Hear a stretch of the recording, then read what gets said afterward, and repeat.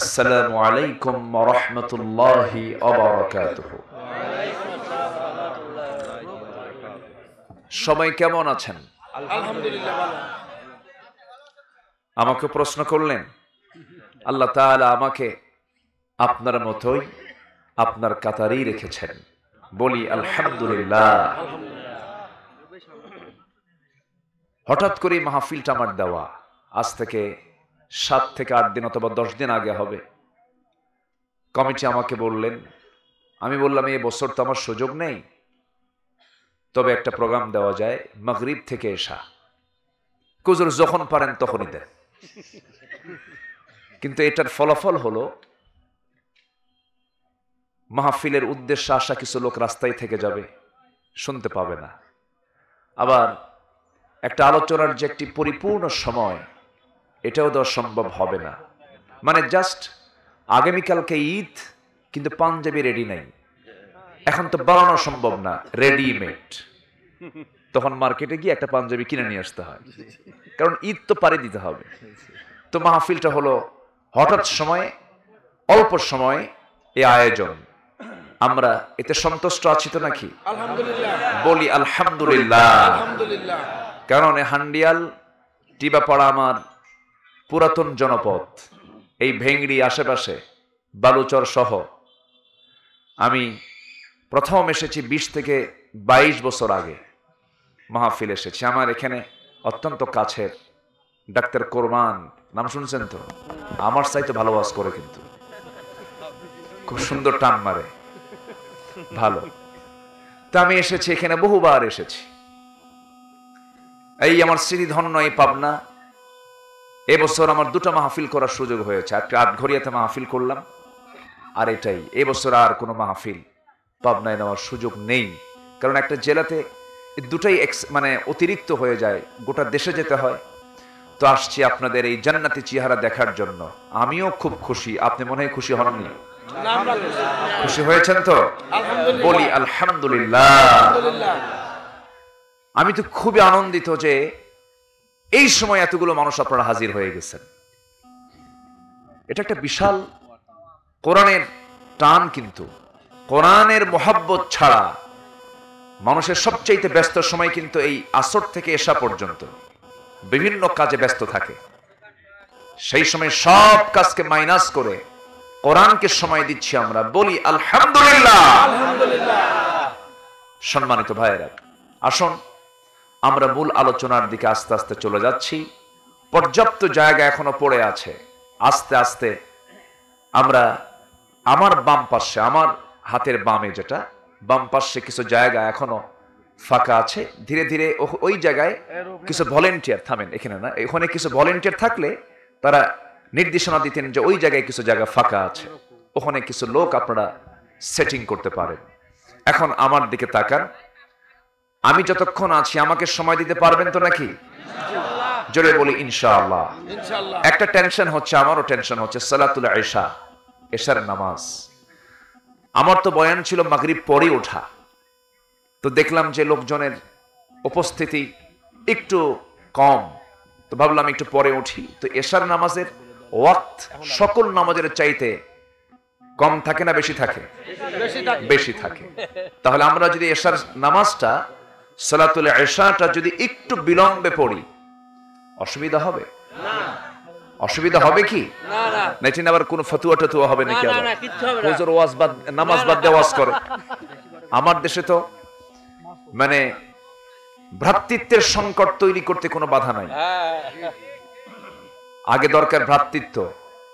গোটা পৃথিবীতে আজকে মুসলমান মার খাচ্ছে, সবচেয়ে বড় অভাব যেটা, সেটা হলো ভ্রাতৃত্বের অভাব। নিজের ঘরে মিল নাই, নিজের ঘরে ভাই ভাইয়ে মিল নাই। আমরা মুসলমান সব কি ভাই ভাই, মিল আছে? মিল নাই। একই গ্রামে 3 মসজিদ, মনে হয় সাতমোহরের দিকে হয় না এরকম নাকি? আছে? বলে তোর মসজিদে যাব না, যা। আচ্ছা মসজিদ কি কারো? মসজিদ কার? যে বললো যে তোর মসজিদে যাব না, এটাও তো ভুল কথা। তোর মসজিদ কেমনে দেখবো? এটা আল্লাহর মসজিদ, তাহলে তার মসজিদ দুটা হয় না। যখন কয় তোর মসজিদে যাব না, মানে কি? সে বানায় দিছে বান্দার মসজিদ, এটাও গুনার কাজ। দাবি করলেও হবে না। যদি কেউ বলে এটা আমার বাপ দিয়ে গেছে, তাও হবে না। মসজিদ জুমার নামাজ যখন হয়ে গেছে, কেউ দাবি করলেও মেনে নেওয়া যাবে না। মসজিদের দোষ না, ব্যক্তির দোষ, ঠিক কিনা? এই জন্য মসজিদ বেশি হওয়া দরকার না মুসল্লি বেশি হওয়া দরকার? এখন কি বেশি? মসজিদ বেশি। কিছু হইলি মসজিদ বানাও। ভ্রাতৃত্ব দরকার। আমার নবীজির আমলে মসজিদ ছিল কম। আমার নবীজি প্রথম যে মসজিদটা বানালেন, দুজন এতিমের কাছ থেকে জায়গা কিনলেন, মসজিদে নববী।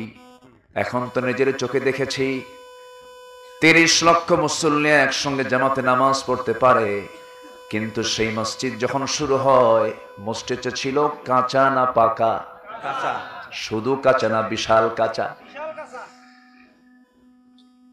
বালুর উপরে সাহাবে কেরাম দাঁড়িয়ে দাঁড়িয়ে নামাজ পড়েছেন, কপালটা বালু দিয়ে, কপালটা ধুলাই মলিন হয়ে গেছে। সাহাবে কেরাম নামাজে দাঁড়িয়েছেন, প্রযুক্তি ছিল না, মাইক ছিল না, লাইট ছিল না, প্রচন্ড গরম আবহাওয়া। আমার নবীজি খেজুর পাতার ছাউনি দিয়ে ঢাকলেন, ওয়ালটা দিলেন খেজুর পাতার, বেড়া বানালেন, আর যে খুঁটিগুলো বানিয়েছেন খেজুর গাছের কাণ্ড দিয়া। এই কাঁচা একটা মসজিদ দিয়ে আমার নবীজি এই মসজিদ শুরু করলেন। সেই মসজিদের মুসল্লি কিয়ামত পর্যন্ত কি আর পৃথিবীতে আসবে নাকি বলেন?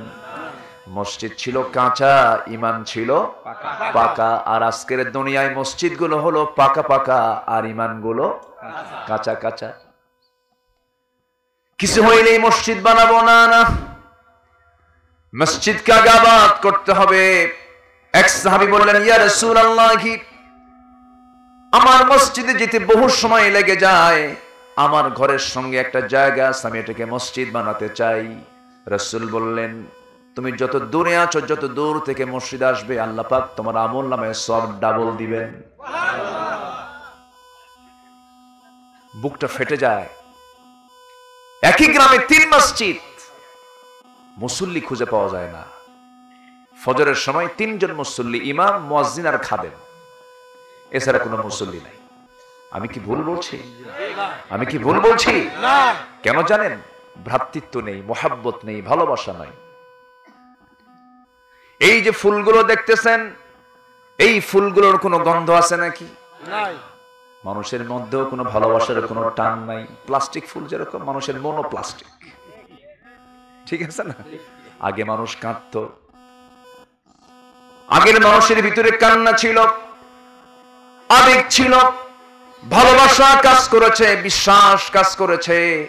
কিন্তু আজকে সেই বিশ্বাসটা আজকে নষ্ট হয়ে গেছে। মানুষ কাঁদে না।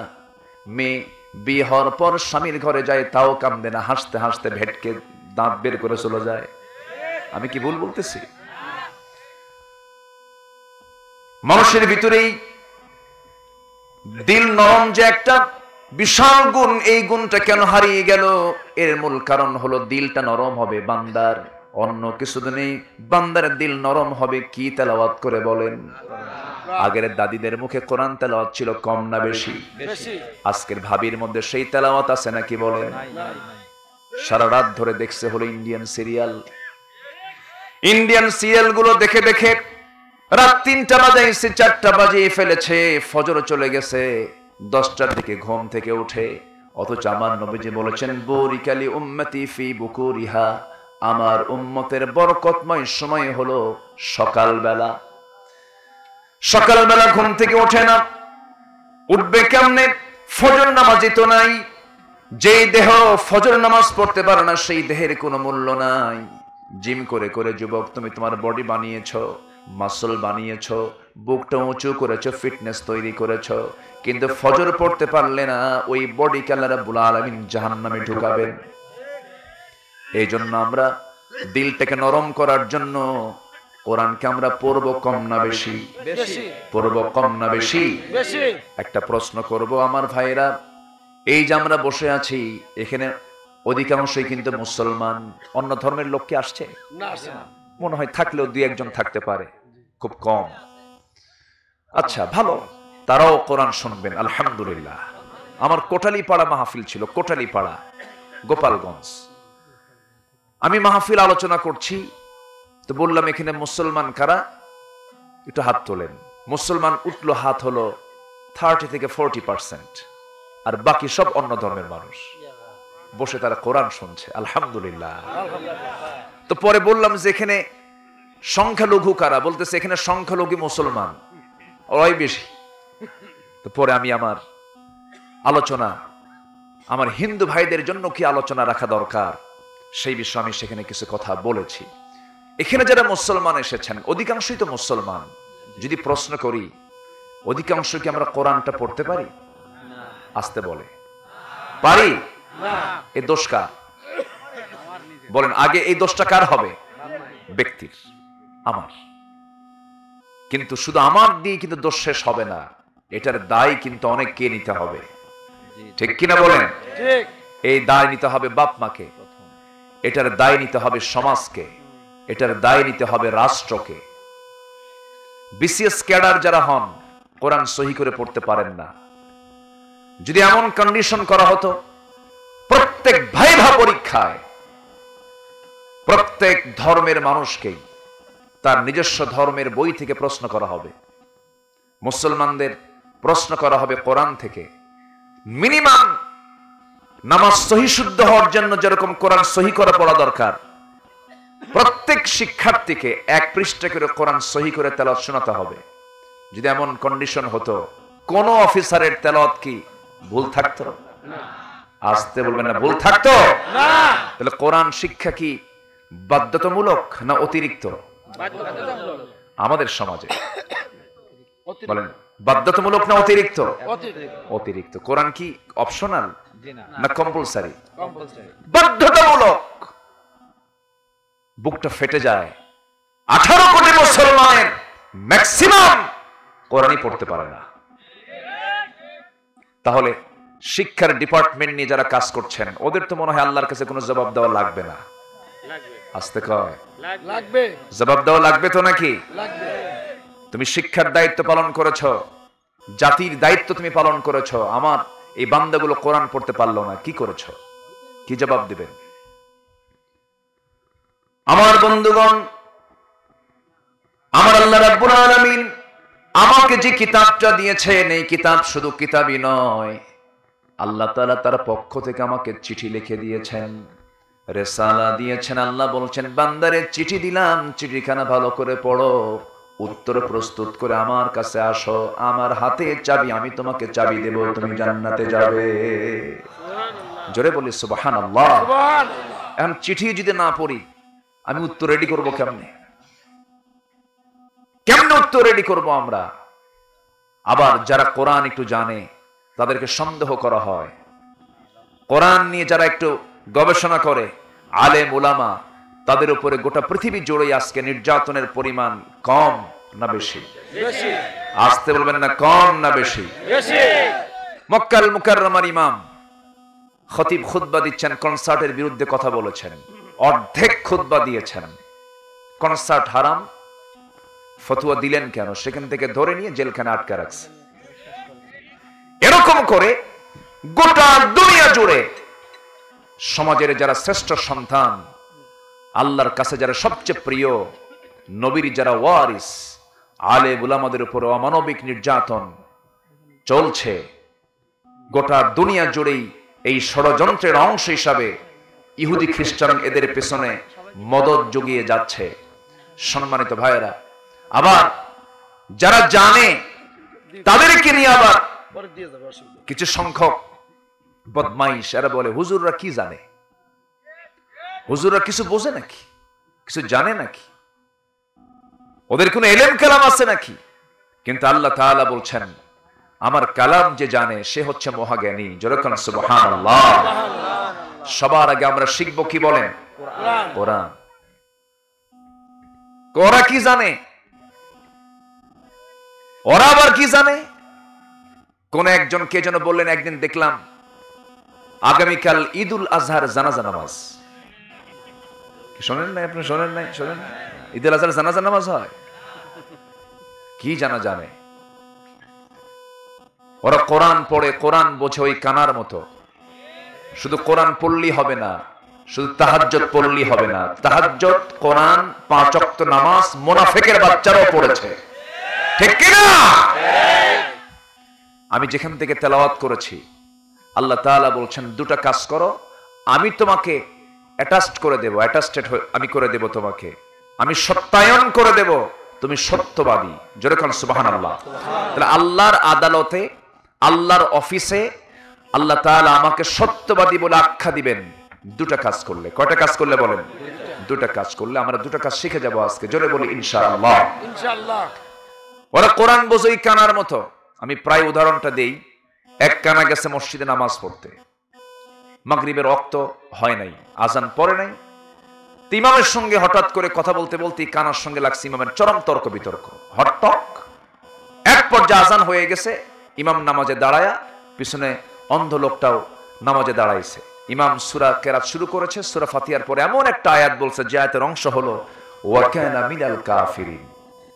কানা মনে মনে চিন্তা করে, কিছুক্ষণ আগে গন্ডগোল হলো, নামাজের মধ্যে ফতোয়া জারি হলো, আমি কানা কাফের। কথা বোঝেন নাই? প্রচন্ড মেজাজ খারাপ, কিছু বলে নাই, চলে আসছে বাড়িতে। দ্বিতীয় দিন আবার নামাজে গেছে। জাস্ট আমি রূপক করতে বলছি। এদিকে যিনি ইমাম, তার আবার একটা পা হলো খাটো সাইজের, ন্যাংরা সাইজের। যখন নামাজে দাঁড়াইছে দ্বিতীয় দিনের মতো, ইমামদের তো আবার পছন্দের কিছু আয়াত থাকে, যেটা প্রথম দিন কইছে এটা ওই একই আয়াত আবার দ্বিতীয় দিন রিপ্লাই করেছে। যখন বলছে ওয়া কানা মিনাল কাফিরিন, পিছন থেকে কানা নিজেকে নিয়ন্ত্রণ করতে না পেরে, নিয়ন্ত্রণ হারিয়ে মুখ থেকে উল্টা লোকমা দিচ্ছে, ওয়াল ল্যাংড়ানা মিনাল ফাসিকিন। আমি কানা যদি কাফের হই, তুই ল্যাংড়া হলি ফাসিক। ওরা কোরআন বসে ওই কানার মতো। আসতে বলবেন না, জোরে বলুন ঠিক কিনা? যে সমাজে জ্ঞানীর সম্মান থাকে, যে সমাজে আলেমের সম্মান থাকে, সেটা হলো সভ্য সমাজ, সোনালী সমাজ। আর যে সমাজে দেখবেন অযোগ্য, বেনামাজি, চরিত্রহীন, লম্পট ক্ষমতার চেয়ারে বসে থাকে, ভাববেন এটাই হলো কিয়ামতের লক্ষণ। অন্ধকার জগৎ সেটা। এটা তো আমরা দেখি না নাকি? এই চিত্র কি আছে? আসতে বলবেন না, আছে না নাই? আমার বন্ধুগণ, একটু কান লাগান, মনোযোগ দিয়ে শোনার চেষ্টা করুন। ঘন্টার পরে ঘন্টা ওয়াজ শুনলাম কিন্তু আমল করলাম না, তা হবে না। আমরা আমল করব যতটুকু, শোনার চাইতে কম না বেশি? বেশিটা আমল করব আমরা। কিন্তু দুঃখজনক হলো সত্য, আমাদের দেশে ওয়াজ বেশি না আমল বেশি? ওয়াজ বেশি। ওয়াজ বেশি। ওয়াজ শুনে শুনে কেন্দে কেন্দে দাড়ি ভিজে ফেলে এবং বলে হুজুর খুব সুন্দর ওয়াজ করছেন। যখন বলা হয় ফজর পড়েছেন নাকি, হুজুর ঘুমেছিলাম। লাভটা হলো কি? লাভ তো হলো না। আমল করব আমরা যতটুকু শুনবো না, আমরা তার চাইতে আমরা আমল করব বেশি। আমার নবীজি যত কথা বলেছেন, এর মধ্যে শ্রেষ্ঠ ভাষণ দিয়েছেন বিদায় হজের ভাষণ। সেই বিদায় হজের ভাষণ হাদিস আকারে, হাদিস আকারে সাহাবায়ে কেরাম এটাকে সংরক্ষণ রেখেছেন। সেই হাদিসগুলো আমরা যদি একটু রিসার্চ করতে যাই, সেই কথাগুলো আমার নবীজির বলতে সময় লেগেছে মাত্র 20 থেকে 25 মিনিট। কিন্তু এমন কোনো কথা নাই যে কথাগুলো তিনি বাদ রেখেছেন, 20-25 মিনিটই শেষ করে ফেলেছেন। আমার বন্ধুগণ, আজকে আমরা এমন কিছু কথা শোনা যায় যেন আমলের নিয়তটা থাকে। আমল করব আমরা, জোরে বলি ইনশাআল্লাহ। ইনশাআল্লাহ। আমরা আল্লাহর দফতরে পেতে চাই সত্যবাদীর সার্টিফিকেট। আমাদের সার্টিফিকেট দিবেন তিনি, কে বলেন? আল্লাহ। দুইটা কাজ আমরা শিখে যাব। সূরাতুল হুজুরাত থেকে আমি তেলাওয়াত করেছি। সূরাতুল হুজুরাত, সূরাতুল হুজুরাতটা হলো সামাজিক সূরা, পারিবারিক সূরা। প্রত্যেকটা পরিবারে যদি সূরা হুজুরাতের যদি প্র্যাকটিস থাকতো, যদি দর্শ থাকতো, পরিবারটা জান্নাতের টুকরা হতো, কেউ বেয়াদব হতো না। গত পরশুদিন তার আগের দিন হবে, আল্লাহ তাআলা আমাকে 4টা মেয়ে দিয়েছেন। এত আস্তে আলহামদুলিল্লাহ বললেন? বিয়ে তো আপনি দিবেন না, তো বিয়ে তো আমিই দেব। 4টা মেয়ে। তো ও ওই একজন শুধু আরেকজনের বিরুদ্ধে শুধু রিপোর্ট করে, বলে আব্বু ও শুধু আমাকে মারে, ও আমারে গুতায়, এরকম বলতেছে। প্রায় অভিযোগ দেন, এরকম দেয় না? বাচ্চাগুলোকে নিয়ে বসলাম, বসে বললাম মা আজকে তোমাদেরকে একটা ছোট্ট সূরার বিষয় নিয়ে কথা বলবো, সূরাতুল হুজুরাত থেকে কথা বলবো। একটা মেয়ে আমার হিপস পড়তেছে, আব্বু এটা তো আমার মুখস্থ হয়ে গেছে। বললাম তুমি মা মুখস্থ করেছো কিন্তু অর্থ তো বোঝো না, একটু শুনে নাও অর্থটা কি। সূরাতুল হুজুরাতের ভিতরে আল্লাহ রাব্বুল আলামিন 10টা হুকুম দিয়েছেন। কয়টা হুকুম বলেন? 10টা হুকুম দিয়েছেন। 10টা হুকুম আল্লাহ রাব্বুল আলামিন দিয়েছেন। 10টা হুকুম যদি কোনো ব্যক্তি যদি তার জীবনে ফলো করতে পারে, এই দুনিয়াতে ফেরেশতা চরিত্রের যদি কোনো মানুষ দেখতে চান, এই 10টা গুণ যার মধ্যে থাকবে সে হবে ফেরেশতা চরিত্রের মানুষ। জোরে বলি সুবহানাল্লাহ। সুবহানাল্লাহ। 1 নম্বর হলো ফাতাবায়ানু, কোনো কিছু শুনলেই এটা বিশ্বাস করবা না, আগে এটাকে তদন্ত করবা। দেখবেন কিছু কথা শুনলেই লেগে গেছে, আছে না নাই বলেন তো? আছে। শুনবা, আগে বিশ্বাস করবা না, আগে তদন্ত করবা। গোয়েন্দা সংস্থা আছে না নাই? আছে। আছে না? আছে। তদন্ত করবা। ফাতাবায়ানু। নাম্বার 2 হলো ফাসলিহু, মীমাংসা করবে, তদন্ত করবি, ঘটনা বের করে গন্ডগোল সৃষ্টি করবে না। থানায় যাওয়ার দরকার নাই, মামলা করার দরকার নাই, ইসলাহ করে নেবে। ফাসলিহু বাইনা আখওয়াইকুম, নিজেদের মধ্যে সমাধান করে নিবা। নাম্বার 3 হলো ওয়া আকসিতু, ন্যায় বিচার করবে। ইয়াদিলু হুয়া আকরাবু লিত্তাকওয়া, সঠিক বিচার করবে, এটাই হলো তোমার জন্য শ্রেষ্ঠ তাকওয়া। নাম্বার 4 হলো লা ইয়াসখার, উপহাস করবে না, কাউকে কালো বলবে না। দেখবেন তুই তো কালু, আছে না এরকম? আছে না? তুই খাটো, তুই বেটে, তোর নাকটা বোচা, এগুলো বলা হালাল না হারাম? হালাল না হারাম? অনেক মাও কিন্তু বলে, সন্তানদেরকে রাগের মাথায় বলে বাট্টু, বলে না এরকম? বলে না? ঠিক না। কালো বানায় দিয়েছেন কে? আল্লাহ। ধলা বানাইছেন কে? আল্লাহ। লম্বা বানাইছেন কে? আল্লাহ। খাটো বানাইছেন কে? আল্লাহ। চোখটা একটা চোখ অন্ধ করে দিয়েছেন কে? আল্লাহ। দোষটা কার? আল্লাহ। আল্লাহর। আল্লাহর দোষ। দোষ আল্লাহ দেয়া যাবে না। ফয়সালা কার বলেন? আল্লাহ। আসতে বলবেন না, ফয়সালা কার? আল্লাহর। সব আল্লাহর মাখলুক। আপনি কারো দোষ ধরছেন তো আপনি আল্লাহর দোষ ধরছেন, আপনি আল্লাহর দোষ ধরছেন। আল্লাহর সৃষ্টি নিয়ে আপনি কথা বলছেন। লা ইয়াসখার, কখনো উপহাস করো না। কার কথা? আল্লাহর কথা। নাম্বার 6 হলো ওয়ালা তালমিজু, অপমান করবে না। দেখবেন কিছু কিছু অফিসার আছে কর্মচারীকে অপমান করে, আছে না নাই বলেন? অপমান করা যাবে না। আপনি হয়তো আজকে অফিসার হয়েছেন, আপনার কর্মচারী সেও আল্লাহর বান্দা, আপনি সম্মান দিয়ে কথা বলবেন। আপনি আপনার চেয়ারে বসে আছেন, হয়তোবা সে কর্মচারী হয়েছে কিন্তু আপনাকে হেও করবেন না। আপনার বয়সে বড়, আপনি তাকে তুমি সম্বোধন করতে পারবেন না, কর্মচারী সম্বোধন করতে পারবেন না। সম্মান দিয়ে কথা বলবেন। আল্লাহ বলছেন আমি আদম সন্তানকে সম্মান দিয়েছি, তোমরা সম্মান দাও। জোরে কোন সুবহানাল্লাহ। ওয়ালাকাদ কাররামনা বানি আদম। নাম্বার 7 হলো ওয়ালা তানাবাজু, একে অপরের মধ্যে দোষারোপ করবে না, অপরের দোষ খুঁজবে না, নিজের দোষগুলো খুঁজে বেড়াবে, অপরের গুণ খুঁজবে। যে বান্দা অন্যের দোষ না খুঁজে নিজের দোষটা খোঁজে, অন্যের গুণ খোঁজে, সে হলো এই দুনিয়াতে মহামানব। যেরকম সুবহানাল্লাহ। সুবহানাল্লাহ। আমরা কি নিজের দোষ খুঁজে পাই না অন্যের দোষ খুঁজে পাই? অন্যের দোষ খুঁজি। নিজের দোষ কি নাই? নিজের দোষ নাই। নাই। এটা ইমানদারের লক্ষণ নয়। নাম্বার 8 হলো কুধারণা পোষণ করবেন। ইজতানিবু কাসীরাম মিনাজ-যন্নি ফাইন্নাজ-যন্না কাযাবুল হাদিস। এরপর আল্লাহ রাব্বুল আলামিন বলছেন ওয়ালা তাজাসসু, তোমরা কি করো না? গুপ্তচর বৃত্তি করো না, একে অপরের দোষ খোঁজার জন্য পিছনে পিছনে লেগে থেকো না। সে যদি কোনো দোষ করিয়ে ফেলে আল্লাহ তা প্রকাশ করে ফেলবেন। বরঞ্চ যে বান্দা অন্যের দোষকে গোপন করবে, আল্লাহ তাআলা জান্নাতে যাওয়ার জন্য কিয়ামতের দিন তার দোষকে আল্লাহ নিজে গোপন করবেন।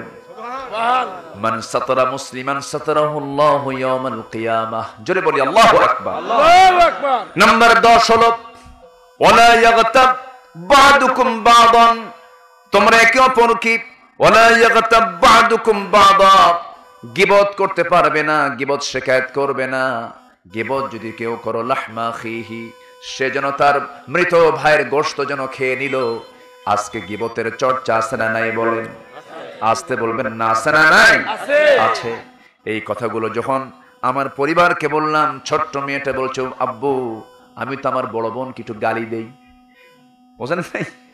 গালি দেই, উপহাস করা হয়। এই যে সন্তানগুলোকে নসিহতগুলো আমরা রেগুলার যদি করি, প্রত্যেকটা পরিবারে যদি সকাল সন্ধ্যা যদি একটা হোক দুইটা হোক হাদিস নিয়ে যদি বসি, আল্লাহর কসম করে বলি সেই পরিবার হবে পৃথিবীর শ্রেষ্ঠ পরিবার। পরিবারকে আমরা সময় দেব, জোরে বলি ইনশাআল্লাহ।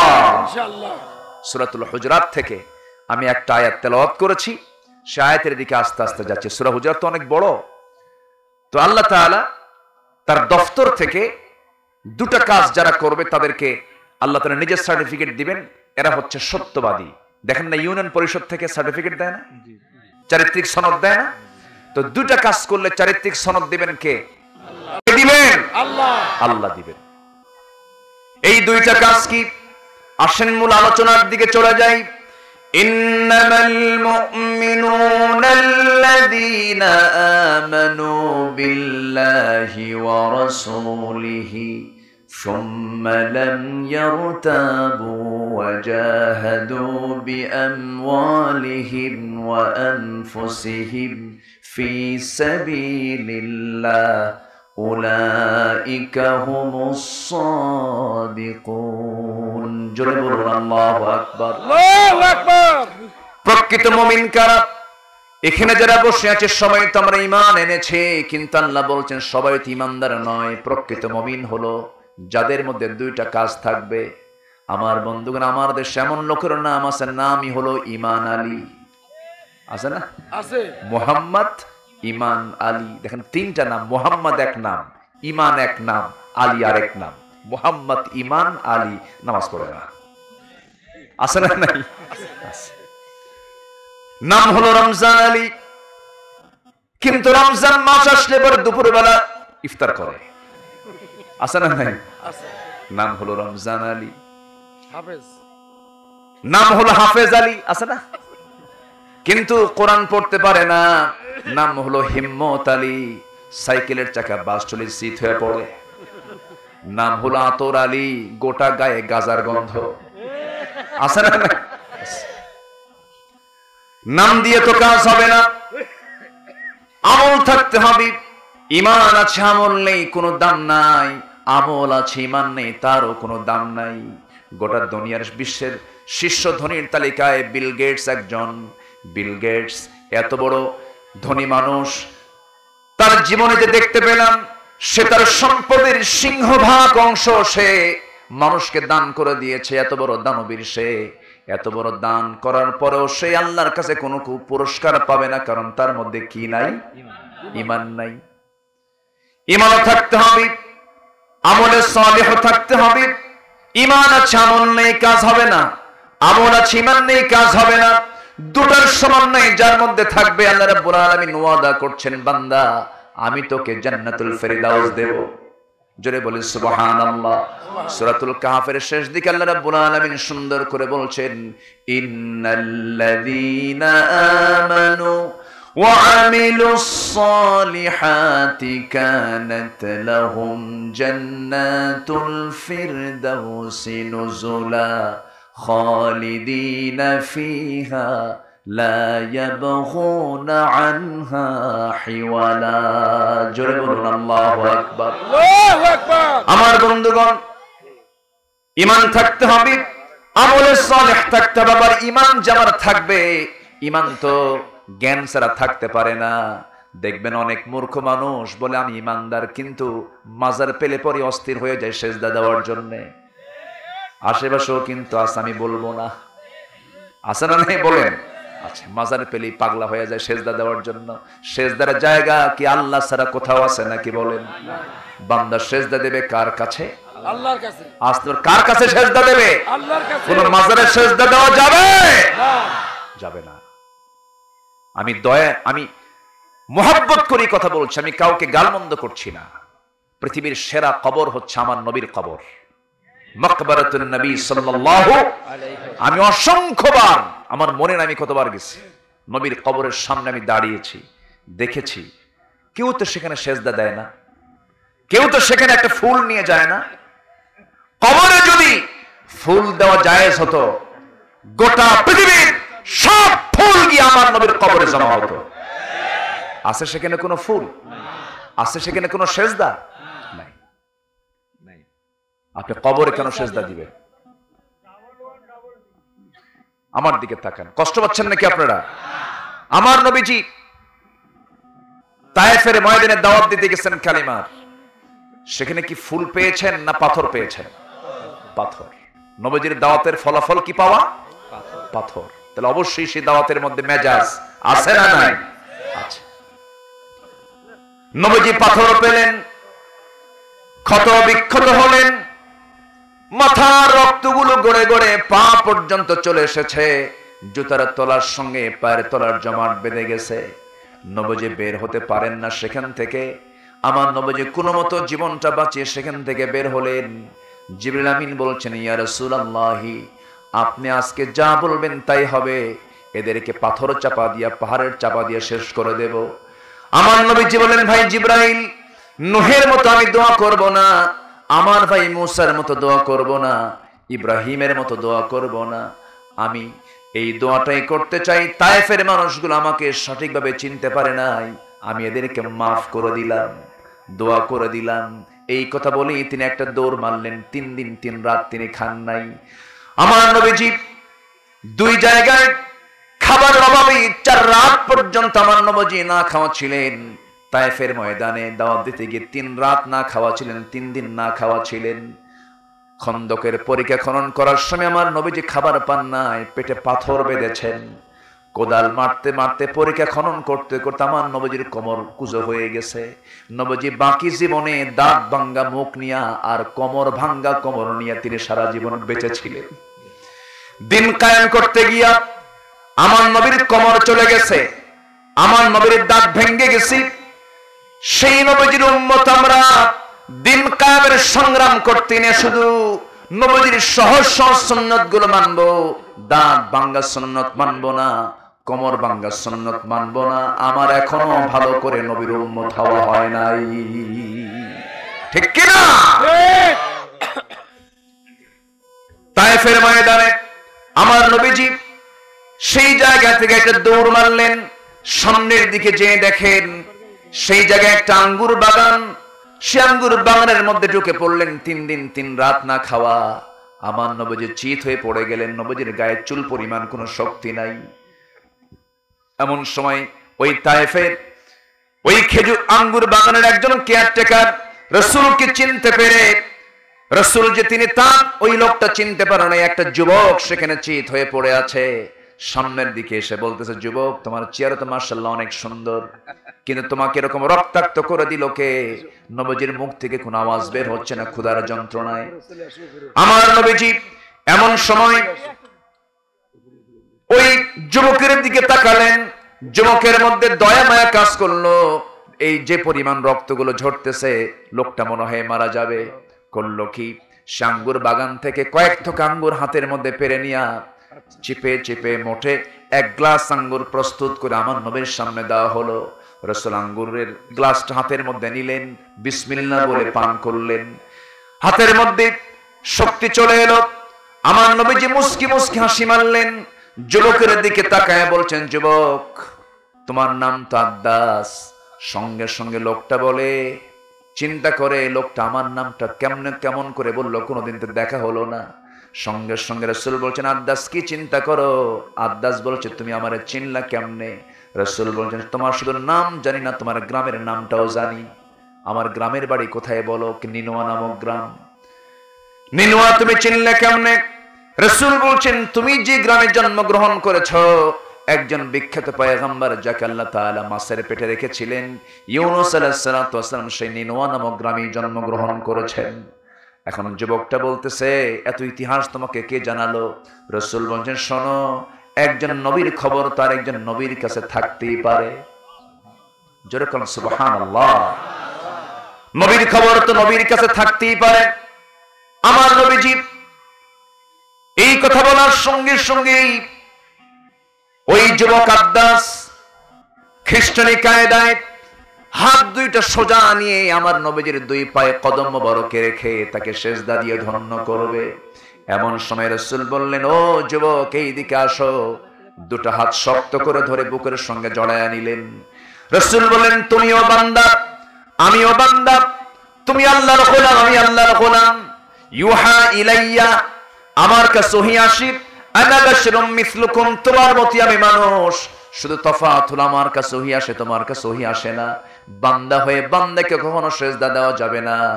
বান্দা হয়ে বান্দা কখনো বান্দার কাছে কখনো মাথা নত করবে না। বান্দা মাথা নত করবে একমাত্র কার কাছে? আল্লাহর কাছে। আদ্দাসের বুঝতে দেরি হলো না। আদ্দাস বলতেছে, বুঝতে পেরেছি, তুমি আল্লাহর পয়গম্বর, আমাকে পড়িয়ে দাও লা ইলাহা ইল্লাল্লাহু মুহাম্মাদুর রাসূলুল্লাহ সাল্লাল্লাহু আলাইহি ওয়াসাল্লাম। সম্মানিত ভাইয়েরা, তাহলে একজন ইমানদার কি কখনো কারো কাছে মাথা নত করতে পারে? কাউকে সেজদা দিতে পারে? পৃথিবীর কেউ কি, পৃথিবীর কোন বান্দা কি বান্দাকে বাঁচাতে পারে? কবরে শুয়ে থেকে মানুষ কি বান্দার কোন কল্যাণ করতে পারে? আসতে বলবে না, পারে।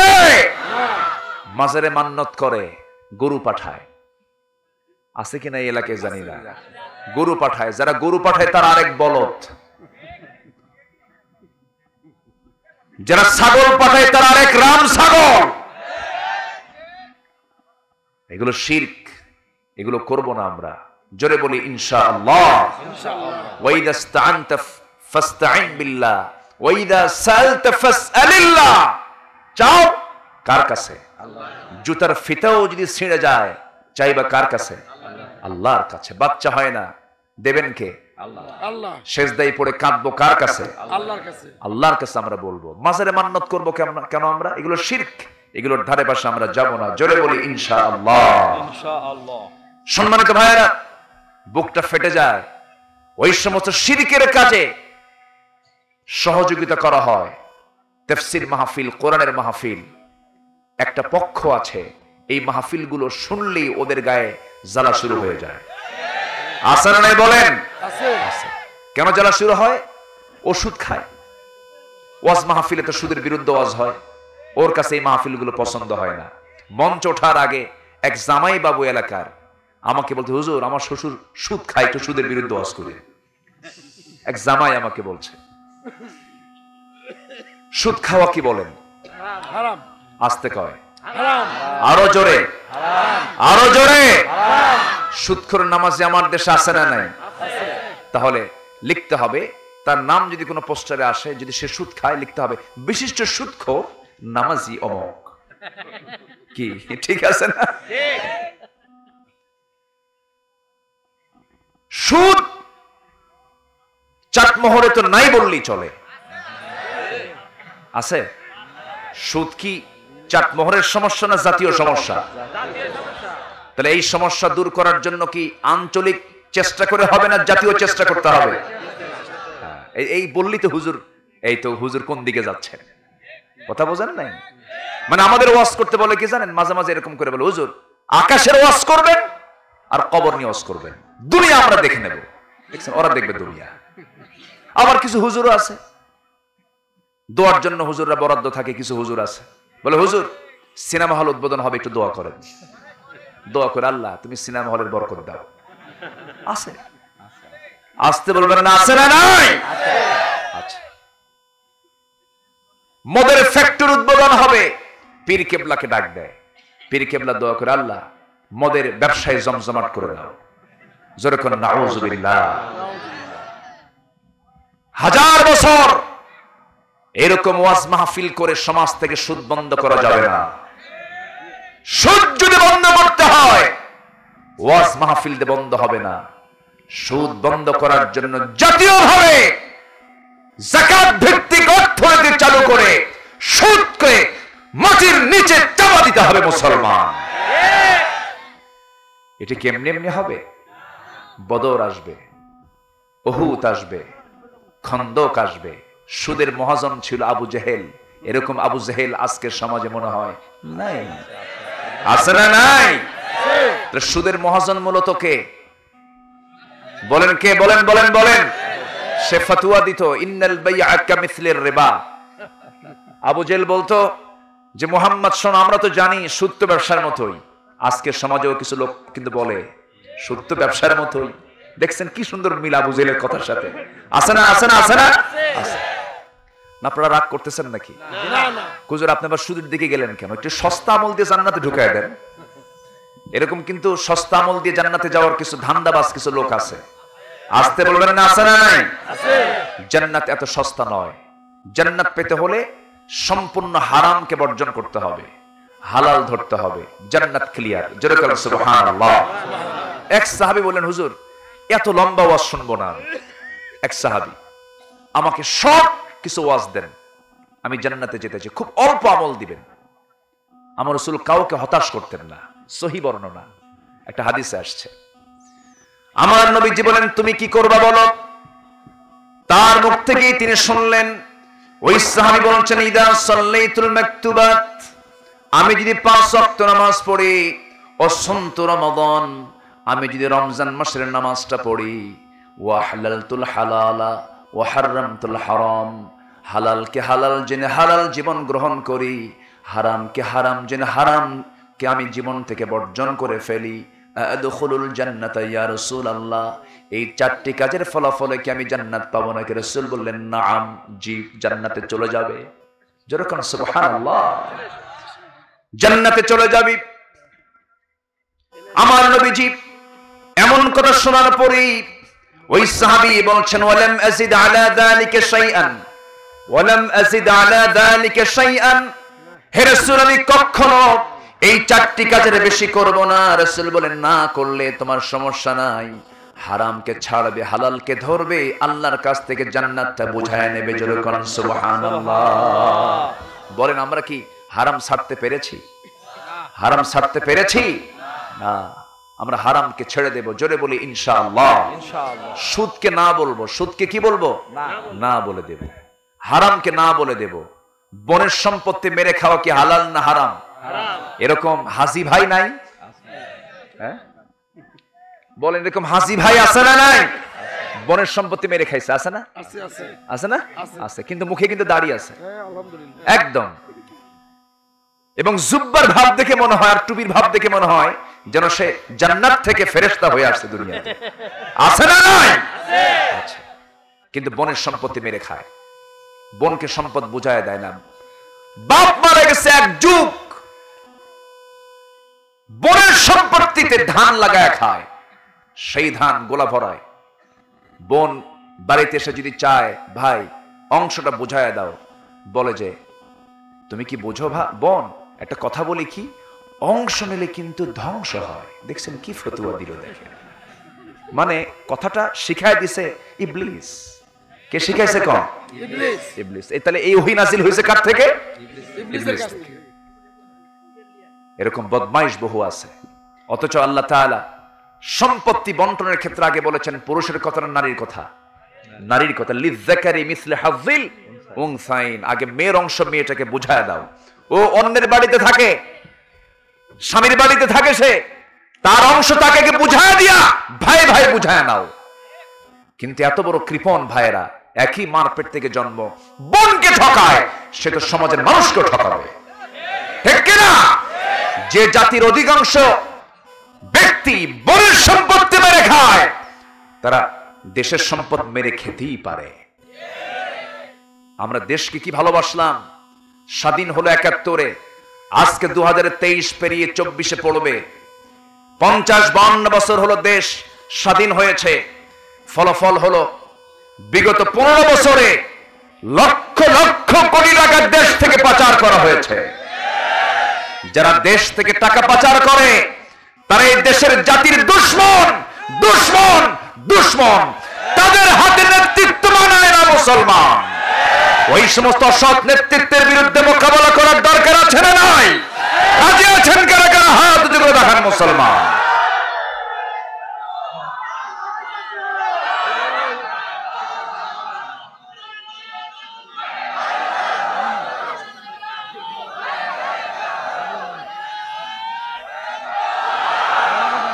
হাত নামান। কষ্ট পেলেন নাকি? আমার দেশে মানুষ বেশি না চোর বেশি? ভালো করে বলেন, মানুষ বেশি না চোর বেশি? চোরই তো বেশি। মানুষ কই বনের সম্পত্তি মেরে খাই, ক্ষমতা পাইলে অন্যের পুকুর দখল করে মাছ চাষ করবি। আছে না নাই? পুকুর তোর হতে পারে, মাছ তো আমার। দেখছেন কি ফতুয়া দিল? আছে না নাই? আমার এক বন্ধু ইংল্যান্ডে থাকে, 10 বছর দেশে আসে নাই, দেশে আসছে। এসে দেখে ওর জায়গায় আরেকজন 3 তলা বিল্ডিং বানাইছে। বলছে, ভাই আমার জায়গায় আপনি বিল্ডিং বানান, আপনি তো আমাকে বলেন না। ভাই আমি তো বলি নাই যে জায়গাটা আপনার না, জায়গা আপনার, কিন্তু বিল্ডিং কি আপনার? বিল্ডিং তো আমার।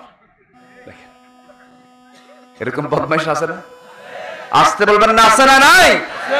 আচ্ছা, নামাজও পড়বেন, এগুলো আকাম কুকামও করবেন, হবে না। আগে হারাম ছাড়বো আমরা। জোরে বলি ইনশাআল্লাহ, আর জোরে বলি ইনশাআল্লাহ। ঈমান আনবো সন্দেহ মুক্ত না সন্দেহ যুক্ত? সন্দেহ মুক্ত। আল্লাহ আছেন না নাই? সন্দেহ মুক্ত ঈমান হবে কখন জানেন? যখন কোরআন জানবো বেশি আমরা। একটা আয়াত আমাকে খুবই আস্থা এনে দেয়। আল্লাহর কালাম কোরআন, এটা যে আল্লাহর পক্ষ থেকে নাজিল হওয়া কিতাব, কোনো সন্দেহ নাই। আল্লাহু আকবার বলেন। আল্লাহর কালাম কত সুন্দর কিতাব এটা। আজকে জাতিকে পরিকল্পিতভাবে কোরআন থেকে দূরে রাখা হয়েছে, পরিকল্পিতভাবে। ওই ব্রিটিশের বাচ্চারা যে সিলেবাস দিয়ে গেছে সেই সিলেবাসই আছে। জাতি আজকে কোরআন বোঝে না, কোরআনের মেজাজ জাতির সামনে স্পষ্ট নয়, সঠিক কনসেপ্ট আজকে জাতির সামনে ক্লিয়ার নয়। সম্মানিত ভাইয়েরা, একটা তথ্য মনে পড়লো আমার। আচ্ছা, তালাক দিলে পরে সে মেয়েটা যদি অন্য স্বামী নিতে চায়, অন্য স্বামীর ঘরে যদি যেতে চায়, তাকে অপেক্ষা করতে হয় কয় মাস? 3 মাসিক, 3 ঋতুস্রাব পর্যন্ত। আচ্ছা, এগুলো মাসলা মাসাইল কি আমাদের জানার দরকার আছে না? বিয়ে জীবনে আছে না নাই? বিয়ে করা কি? ওরে বাপ রে বাপ, দেখছেন কি কয়? নামাজ পড়া কি? বিয়ে করা? আর নিকাহ সুন্নতি। ফতোয়া উল্টো দিলে তো সমস্যা। রাসূল বলেছেন বিয়ে হচ্ছে আমার সুন্নাহ, বিয়ে তো কারোর জন্য হারাম। কিছু পুরুষ আছে যাদের বিয়ে করা কি হারাম, বিয়ে করতে পারবে না তারা। শারীরিক যদি কোনো প্রবলেম থাকে বিয়ে করা যাবে না। আবার কারো কারো ক্ষেত্রে বিয়ে করা জরুরি, ফরজ। আছে না নাই? আচ্ছা, সবার জন্য নয়। সম্মানিত ভাইয়েরা, কিন্তু বিবাহিত জীবনে আসার পর তালাক হয় না? কোরআনে কারীমের একটা সূরার নামই আছে সূরা তালাক। তাহলে গুরুত্ব আছে দেখি তো আল্লাহ তাআলা একটা সূরার নাম দিয়েছেন সূরা তালাক। বিয়ে নামে সূরা নাই, কিন্তু তালাক নামে সূরা আছে। যত মাসলা মাসাইল আছে এর মধ্যে সবচেয়ে জটিল মাসালা মাসাইল কোনটা বলেন তো? তালাক। ঠিক আছে না? তালাকের মাসালা কিন্তু অত্যন্ত জটিল।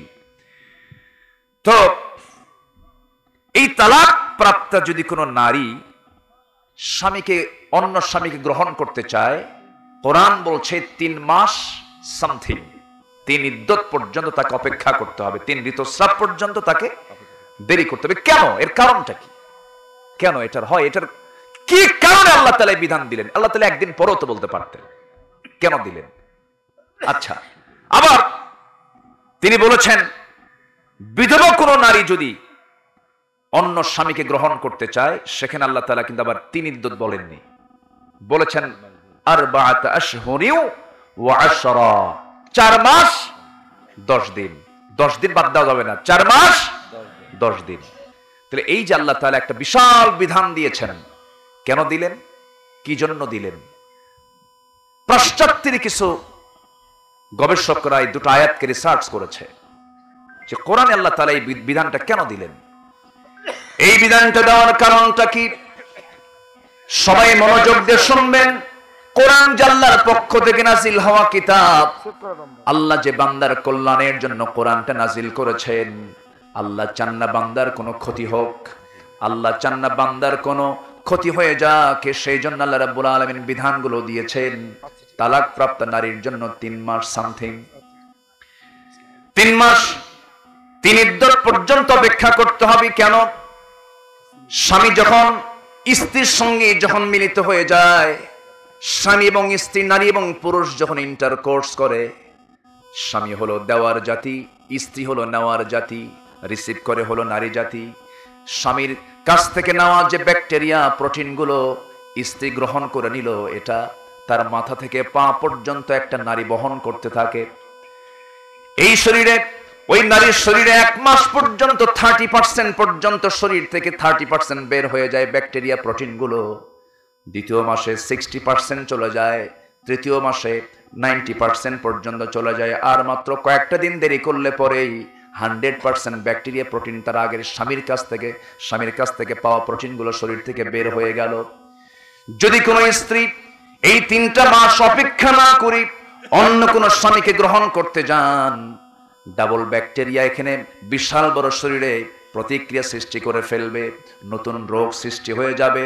গনোরিয়া, সিফিলিস, এইডস, বড় বড় যে জটিল জটিল রোগগুলো সমাজে চালু হয়েছে, এটার মূল কারণ হলো অবাধ যৌনাচার, অবাধ যৌনাচার, অনিয়ন্ত্রিত যৌনাচার। জোরে বলেন ঠিক কিনা? আল্লাহ রাব্বুল আলামিন এর জন্য 3 মাস 10 দিন অপেক্ষা করতে বলেছেন, 3 ইদ্দত পর্যন্ত অপেক্ষা করতে বলেছেন। এরপরে বিধবা নারীর ক্ষেত্রে 4 মাস 10 দিন কেন হলো, 1 মাস 10 দিন কেন বাড়ায় দেওয়া হলো? ওয়াল মুতাল্লাকাত ইয়াতারাব্বাসনা বিআনফুসিহিন্না সালাসাতা কুরু। আর এখানে 4 আশহুরিন ওয়া আশরা, 4 মাস 10 দিন কেন বলা হলো? এর কারণটা হলো তালাক যখন হয়ে যায়, এখানে মোহাব্বত কাজ করে না, ঘৃণা কাজ করে। বলেন মোহাব্বত না ঘৃণা? ঘৃণা কাজ করার কারণে তাড়াতাড়ি সেই স্বামীর সেই ব্যাকটেরিয়া প্রোটিনগুলো শরীর থেকে তাড়াতাড়ি বের হয়ে যায় 3 মাসেই। কিন্তু বিধবা যখন হয়ে যায়, স্বামী যদি অ্যাক্সিডেন্ট করে মারা যায়, অসুস্থ হয়ে মারা যায়, স্বামীর প্রতি বইয়ের টানটা ডাবল হয়ে যায়, মোহাব্বতটা বেড়ে যায়। হারে আমার স্বামীটা চলে গেল, এই মোহাব্বত থাকার কারণে তার শরীর থেকে তার স্বামীর রেখে যাওয়া ব্যাকটেরিয়া প্রোটিনগুলো যেতে আরো 1 মাস 10 দিন সময় বেশি লেগে যায়। এই গবেষণা করে, এই আয়াত দুটোকে গবেষণা করে পশ্চিমা বিশ্বের বহু মনীষী, পশ্চিমা বিশ্বের বহু গবেষক কালেমা পড়ে তারা মুসলমান হয়ে গেছে। জোরে বলেন সুবহানাল্লাহ। এবং তারা বলতে বাধ্য হয়েছে, এই পৃথিবীতে একমাত্র সুস্থ সতী নারী যদি থাকে, সেটাই হলো যারা ইসলামকে ফলো করে যে সমস্ত মুসলিম নারীরা, তারাই হচ্ছে পৃথিবীর একমাত্র সতী নারী। জোরে বলেন আল্লাহু আকবার। তাহলে ইসলাম মানলে কল্যাণ না কল্যাণ? কল্যাণ। এরকম করে বহু কথা আল্লাহ তাআলা কোরআনে বান্দার কল্যাণের জন্য বলে দিয়েছেন। 2টা কাজ আমরা করব। 1 নম্বর হলো ঈমান আনবো আমরা কার উপরে? আসতে বলবেন না, কার উপরে? আল্লাহর উপরে। নামাজ না পড়ে, আসতে নামাজ না পড়ে না, নামাজ পড়ে। নামাজ পড়বো কয় ওয়াক্ত? আসতে বলবেন নামাজ পড়বো কয় ওয়াক্ত? একা না জামাতে? বুঝে না না বুঝে? জেনে না না জেনে? সময় না অসময়ে? তাড়াতাড়ি না আস্তে আস্তে? বলেন তাড়াতাড়ি না আস্তে আস্তে? আস্তে আস্তে। কিছু কিছু লোক আছে মসজিদে ঢুকলেই মনে হয় ওর পিছনে কিছু কামড়াচ্ছে। হ্যাঁ, আছে না? কিছু কিছু আছে, হুজুরকে তাড়া দেয়, হুজুর শেষ করেন। তারাবির নামাজ যদি একটু দেরি হয়, কে আয়েশা হাফেজ, এটা এ দিয়ে কাম হবে না। না, এই রমজানে আমি মদিনায় নামাজ পড়েছি, বুড়া ইমাম, বয়স প্রায় 80 বছর, 2 রাকাত কিয়ামুল লাইলে, তারাবি নামাজ না কিন্তু কিয়ামুল লাইল, রাত 1টার পরে শুরু হয়। আমার নবীর মাকবারা থেকে আমি ধরেন 100 হাত দূরে ছিলাম, নামাজে দাঁড়ালাম, 2 রাকাত নামাজ তিনি পড়ালেন, সময় লেগেছে 40 থেকে 45 মিনিট। এরকম নামাজ যদি আমার দেশের কোন ইমাম পড়ায়, নামাজও শেষ, বলবে হুজুর আপনার তো কোনো কাম না, আপনি এখান থেকে সরেন। এই যে মাহফিলে আসছেন, ওয়াজ শোনা আগে দরকার না ধৈর্য আগে দরকার? ধৈর্য, সময়, ধৈর্য, সবর, এটা আগে দরকার। আল্লাহ তাআলা নামাজের আগে ধৈর্যের কথা বলেছেন, ইস্তাঈনু বিসসবরি ওয়াসসালাহ, ধৈর্য নিয়ে নামাজে যাও, ধৈর্যহীনতা নিয়ে নামাজে যেও না, সবর ধরে নামাজটা পড়ো। সমস্যা নাই, আমার মাথায় আমি নিয়েছি ইনশাআল্লাহ। জি, আমি যতক্ষণ আছি সবাই আমাকে সময় দেবেন তো ইনশাআল্লাহ? আচ্ছা, দুটা কাজ শিখলে, দুটা কাজ করলে আল্লাহর দফতর থেকে আমরা কি চারিত্রিক সনদ পাই। জোরে বলেন সুবহানাল্লাহ। এক নম্বর হলো ঈমান আনবো কার উপরে? আল্লাহর উপরে। কেন আনবো না? দেখেন আল্লাহ তাআলা কি সুন্দর কোরআন দিয়েছেন, আমার আপনার কল্যাণের জন্য দিয়েছেন। সম্মানিত ভাইয়েরা, দুধ বোনকে বিয়ে করা কি? দেখেন আস্তে কয়, দুধ বোন যদি কারো থাকে বিয়ে করা কি? জোরে বলেন, আরো জোরে। আর কুষ্টিয়াতে এক ঘরে 7 বউ। একটা দেখলাম, নিউজ দেখলাম, মিডিয়াতে দেখলাম, এক বেচারি এক ছাদের নিচে এক ঘরে 7 বউ কে বিয়ে করলে কেন? মায়ের মান্যত ছিল, পূরণ করলাম। কত বড় হারামি দেখেন। ও আর বাপ কয় না? ও আচ্ছা, বদমাইশ এগুলো। আল্লাহ তাআলা বলছেন, ফানকিহু মা তাবা লাকুম মিনান নিসা মাসনা ওয়া থুলাসা ওয়া রুবা, বিয়ে করো তোমরা সর্বোচ্চ কয়জন? আসতে হলো না, কয়জন? ও করছে কয়টা? 7টা। এটা কি বৈধ না হারাম? যদি বলেন এটা কি, বলেন এটা কি হারাম, ওর শাস্তি হওয়া উচিত। যদি ইসলামী শাসন থাকতো চূড়ান্ত শাস্তি নিশ্চিত করা হতো। চরম অপরাধ এটা। আল্লাহ তাআলা 4টা বিধান করে দিয়েছেন। তাও জেনার কাছে যেও না। আজকে আবার বিয়ে যদি কেউ 2টা করে তাদেরকে আবার নেগেটিভ দৃষ্টিতে দেখা হয়, কিন্তু আকাম কুকাম করে বেড়ায়, আছে না? গার্লফ্রেন্ড বহু, গার্লফ্রেন্ড নিয়ে চললো শিশু পার্কে। শিশু পার্কে তো শিশু থাকার কথা, শিশু পার্কে শিশুরা থাকে না খালা মায়েরা থাকে? দেখেন ওই যে খালা মায়েরা থাকে, শিশুর মায়েরা। এই নোংরামি গুলো আছে না নাই? বলেন আছে না নাই? আচ্ছা, যুবকরা সময় নষ্ট করো না। ওই আলেয়া সুইটি বিউটি হেরে যাবে, থাকবে না, এগুলো লাভ নাই। ওই গার্লস স্কুলের সামনে যে এতিমের মতো বসে থাকার দরকার নাই। এগুলো লস প্রজেক্ট, কোনো দাম নাই, এগুলো কিচ্ছু না। এগুলো মাঝখান থেকে ফুসকাওয়ালার লাভ আর সুরি ফিতাওয়ালার লাভ, ওগুলো বাদ দাও। সম্পর্ক গড়তে হবে কার সাথে? আসতে বলবেন না, কার সাথে?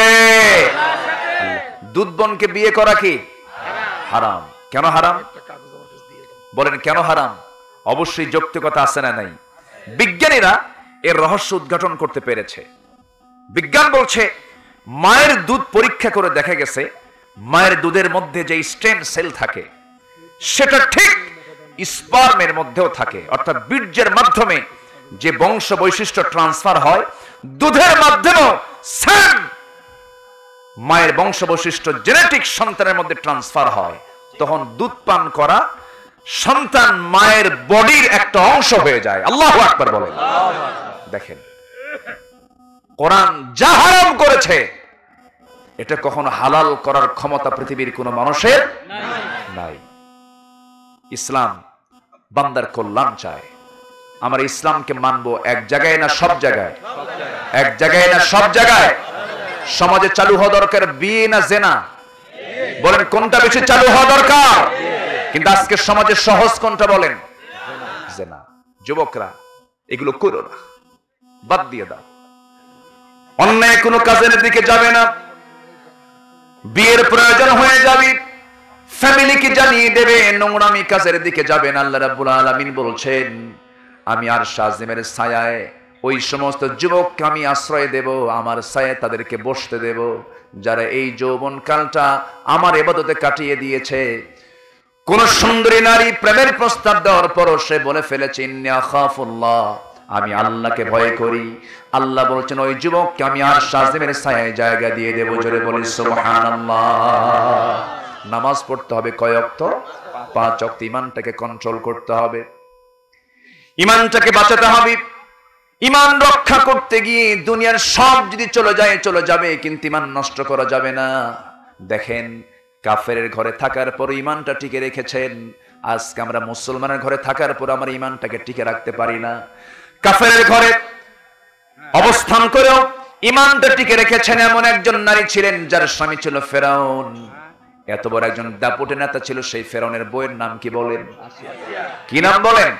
আসিয়া। ইমান আছে না নাই? অথচ কার বউ ছিলেন তিনি? ফেরাউনের বউ তিনি ছিলেন। ইমানটা আনলেন। ইমান আনার সঙ্গে সঙ্গে ফেরাউন বলল, আসিয়া শুনতে পেলাম তুমি নাকি ইমান এনেছো। আসিয়া বলছেন, আপনি শুনবেন কেন? আপনি দেখেন না সাদু আল্লাহ ইলাহা ইল্লাল্লাহ। এই কথা বলার সঙ্গে সঙ্গে ফেরাউন বলছে, আসিয়া আমি তোমাকে কি সম্মান দিতে বাদ রেখেছিলাম? আমার এই রাষ্ট্রে আমি হলাম 1 নাম্বার নাগরিক, তুমি হলে 2 নাম্বার নাগরিক, তুমি হলো ফার্স্ট লেডি অফ ইজিপ্ট, এই মিশরের তুমি হলে ফার্স্ট লেডি। আমি তোমাকে এত সম্মান দিয়েছি, আমি তোমাকে এত মর্যাদা দিয়েছি, আর তুমি আমার সঙ্গে এত বড় প্রতারণা করবে আমি তো বুঝি নাই। আসিয়া বলছেন, আমার স্বামী গো প্রতারণা নয়, আমি সত্যটাকে পেয়ে গেছি, আমি আপনাকেও কালিমার দাওয়াত দিচ্ছি। ফেরাউন বলছে, আসিয়া শোনো, তুমি কি জানো এটার ফলাফল তোমাকে মৃত্যুবরণ করতে হবে? আসিয়া বলছেন, আপনি আমাকে মৃত্যুর ভয় দেখাচ্ছেন, আমার মৃত্যু আমার জন্য আনন্দের সংবাদ, কারণ মৃত্যুবরণ করলে আমি আল্লাহর সঙ্গে দিদার করতে পারবো। যেরকম সুবহানাল্লাহ। আচ্ছা, চেয়ারম্যান বড় না চেয়ারম্যানের বউ বড়? ভালো করে বলেন। বউ কি কয় এগুলো? হ্যাঁ, চেয়ারম্যান বড় না চেয়ারম্যানের বউ বড়?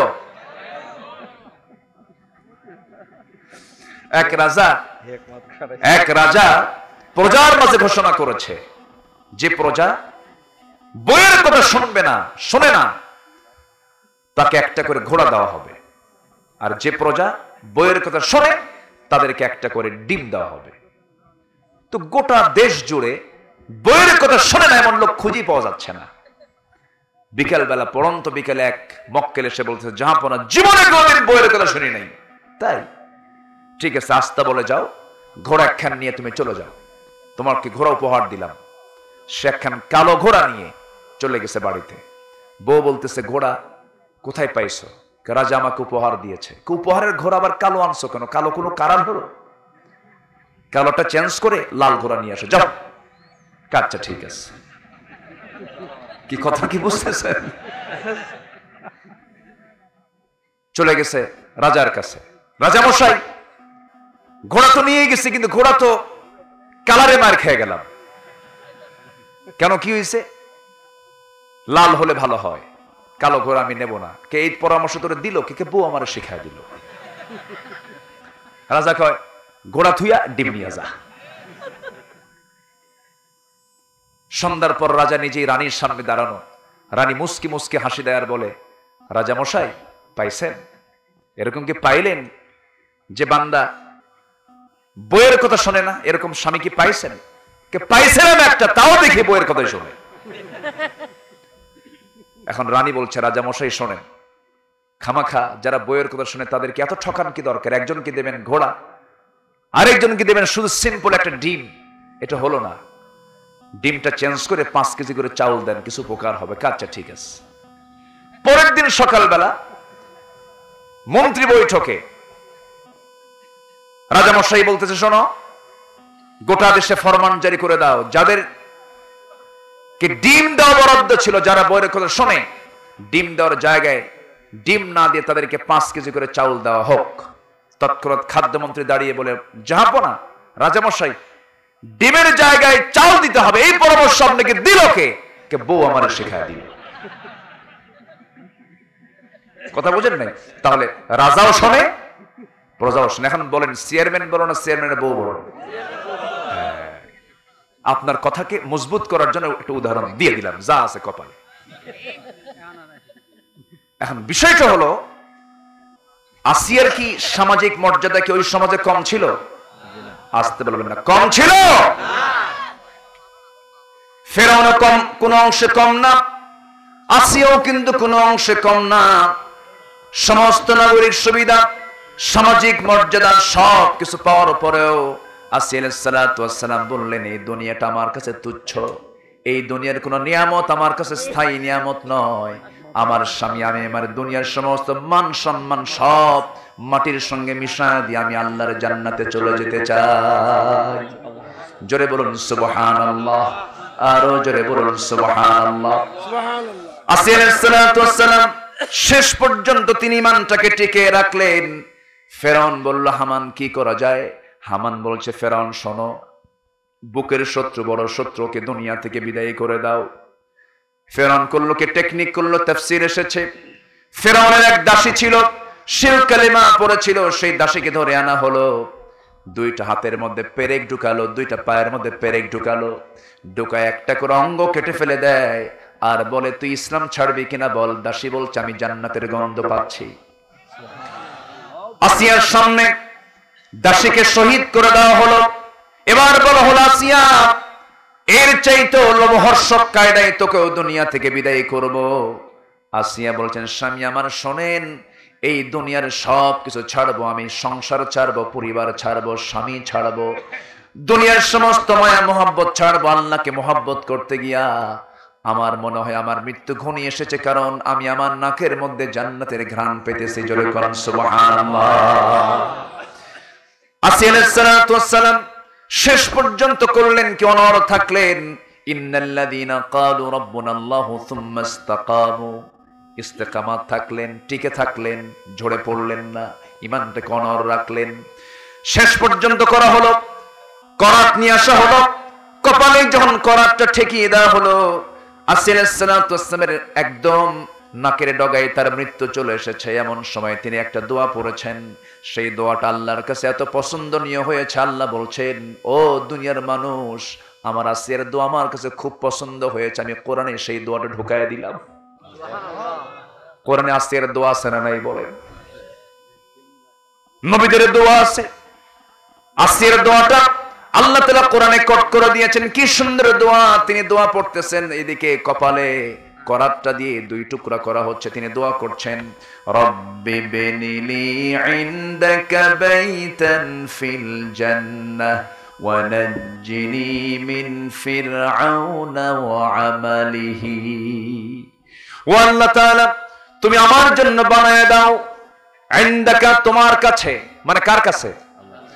ইনদাকা তোমার কাছে, বাইতান একটা ঘর, বুয়ুতুনের বহু বচন, বুয়ুতুন বহু বচন, বাইতুন এক বচন, একটা ঘর তুমি আমাকে বানিয়ে দেবা। ইনদাকা শর্ত হলো তোমার কাছে, ফিল জান্নাহ জান্নাতের মধ্যে। আল্লাহ তুমি আমাকে ফেরাউন থেকে বাঁচায় দাও, আমাকে নিয়ে চলে যাও, কিন্তু সেই জায়গায় দিবা যে জায়গায় তোমার ঘরের দেওয়ালের সঙ্গে আমার একটা ঘর থাকবে। জোরে কোন সুবহানাল্লাহ। আসিয়া আল্লাহকে দূরে রেখেছেন না কাছে টেনেছেন? আমরা আল্লাহকে দূরে রাখবো না কাছে রাখবো? আল্লাহ বলছেন, বান্দা আমি তোকে এত কাছে টানতে চাই যে আর শাজিম থেকে প্রত্যেক রাতে আমি ফিস সামাঈদ দুনিয়া, দুনিয়ার আকাশে চলে আসি। জোরে বলেন সুবহানাল্লাহ। সাত আকাশ থেকে কোন আকাশে আসেন? প্রথম আকাশ। সপ্তম আকাশের উপর থেকে তিনি প্রত্যেক রাতে আসেন কোন আকাশে? তাহলে সাত আকাশ পেরিয়ে আমাকে ক্ষমা করার জন্য তিনি দুনিয়ার আকাশে আসেন। ফিস সামাঈদ দুনিয়া। জোরে বলেন সুবহানাল্লাহ। তাহলে আমাকে বেশি মহব্বত করেন কে? আমার জন্য তিনি আসতেছেন সাত আকাশ পেরিয়ে প্রথম আকাশে রাত 12টার পর। সুবহানাল্লাহ বলেন। আমি এটা আশ্চর্য হই। আচ্ছা, আমরা যেখানে বসে আছি এখান থেকে আকাশ কত দূর কেউ বলতে পারবেন? এর কত মাইল এই হিসাব কি কেউ করতে পারছে? আচ্ছা, শুধু অনুমান করে সূর্যটা পৃথিবী থেকে 13 লক্ষ গুণ বড়, তাও আন্দাজ, এটা আন্দাজ 13 লক্ষ গুণ বড়।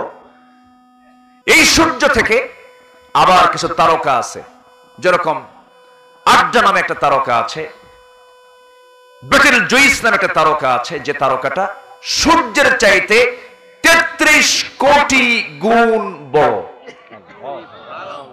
ছোট হয়ে গেছে মনে হয়, জোরে বলেন না সুবহানাল্লাহ। কত কোটি গুণ? 33 কোটি। কয়টা তারা? একটা তারকা। একটা তারা কি আকাশে আছে? এক একটা গ্যালাক্সির ভিতরে 300 বিলিয়ন করে তারকা আল্লাহ তাআলা রেখে দিয়েছেন। আচ্ছা, এর মধ্যে সবচেয়ে নিকটবর্তী তারকা হলো প্রক্সিমা সেন্ট্রাই, সবচেয়ে নিকটবর্তী তারকা। মানুষ চাঁদে গেছে, যায় না? চাঁদে গিয়ে চাঁদ দেখে কালেমা পড়ে মুসলমান হয়ে গেছে। মঙ্গল গ্রহ হয়ে গেছে। এখন মানুষ যদি বলে একটু তারকার দেশ দেখতে যাব, তারকা তো বহুদূর, চাঁদ তো কাছে, মঙ্গল গ্রহ কাছে। এখন তারকার দেশে যদি কেউ যেতে চায়, দুনিয়ার কোনো বিমানে চড়ে হবে না, হেলিকপ্টারও হবে না, তবে নভোযানে চড়ে চেষ্টা করা যেতে পারে। আপডেট নভোযান হলো, লেটেস্ট নভোযান হলো অ্যাপোলো 11, যার ঘন্টার গতি হলো 39,000 কিলোমিটার। আল্লাহু আকবার বলেন। এই গতিবেগে যদি রওনা দেয়, ওই নভোচারে যদি রওনা দেয়, সেই প্রক্সিমা সেন্ট্রাই নামক সবচেয়ে নিকটবর্তী তারকার দেশে তারা যেতে সময় লেগে যাবে 1,15,000 বছর মাত্র। যাবেন কারা কারা? হাত তোলেন। সম্ভব? যাবেন কোন দিন, বাঁচবেন কয়দিন? এই তো মহাশূন্যের সবচেয়ে নিকটবর্তী তারকার কথা বললাম। মহাশূন্য পড়ে আছে, আকাশ পড়ে আছে। আল্লাহ বলছেন, বান্দা তুই ক্ষুদ্র বান্দা, আমি তোকে দান দিয়েছি, আমি তোকে মাফ করার জন্য প্রত্যেকটা রাতে 12টার পর আমি দুনিয়ার আকাশে চলে আসি। আলা মিন মুস্তাগফিরিন ফাগফির আলাহ, কে আছে আমার কাছে মাফ চাবে, আমি তাকে মাফ করে দেব। জোরে বলে সুবহানাল্লাহ। তাহাজ্জুদ নামাজ পড়তে রাজি আছেন না সবাই? পড়বেন না ইনশাআল্লাহ? তাহাজ্জুদ নামাজ সর্বনিম্ন 4 রাকাত পড়বো আমরা। জোরে বলি ইনশাআল্লাহ। ফজর পড়বেন কারা কারা? একটু হাত তুলে দেখেন তো ফজর নামাজ। জোরে বলি ইয়া আল্লাহ, আরো জোরে ইয়া আল্লাহ।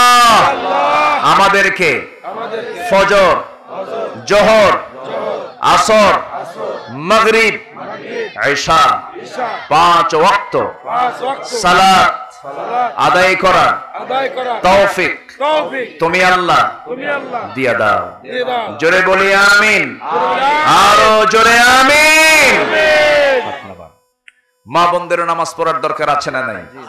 সাথে পর্দা, সাথে কি বলেন? পর্দা। সুন্দর চেহারাকে স্বামী ছাড়া কাউকে দেখানো যাবে না। 14 জন পুরুষ ছাড়া কারোর সঙ্গে দেখা করা জায়েজ নাই। আল্লাহ তুমি বোঝার তৌফিক দাও। জোরে বলি আমিন। আমি কিন্তু উঠতে বলি নাই। এই যে এই বসেন, মাহফিলে, কোরআনের মাহফিলে এসে যদি কেউ একটু বেয়াদবি করে, আল্লাহ যদি এটাকে নিয়ে নেন যে এটা বেয়াদবি, মাফ আছে? মাফ কিন্তু নাই। কোরআনের মাহফিল কিন্তু এটা, কেউ উঠবেন না। আমরা নামাজ পড়ি নাই, ফরজ কাজ এখনো বাদ আছে, সব দিকে খেয়াল করব। যদি 10টারও নামাজ পড়া হয় কোনো অসুবিধা হবে না। বাস আমি কিন্তু বলে দিচ্ছি। বসেন। এই মাহফিল সফল করার দায়িত্ব কার? আল্লাহরই দিয়ে দিলেন দায়িত্ব এখন 1 নম্বরে। বলে আপনি যদি মাহফিলে না থাকেন, মাহফিল সফল হবে? থাকতে হবে। মাহফিল শুরু হয়েছে নাহমাদুহু দিয়ে,